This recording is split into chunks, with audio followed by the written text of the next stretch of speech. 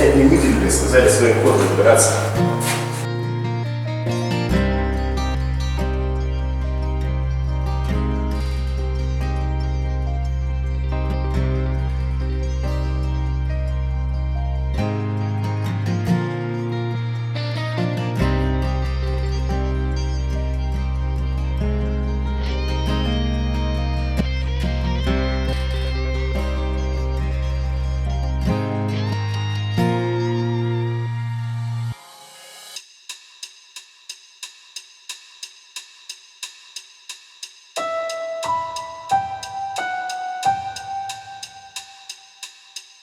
Игра у нас линейка, все начнем с одной локации, приедете, найдете агента, агент даст вам первый код, собственно, и начнете играть.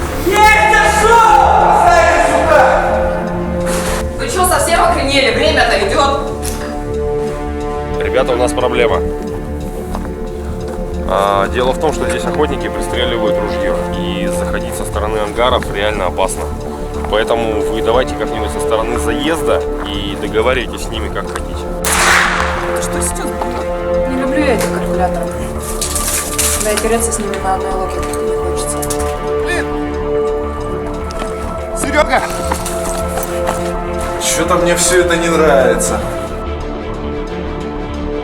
Это вы там с Саней были и Женька. Из троих остались вы только двое. Ты врубаешься вообще или нет? Чё тихо, тварь? Ты совсем сбрендил, что ли? Да пошел ты!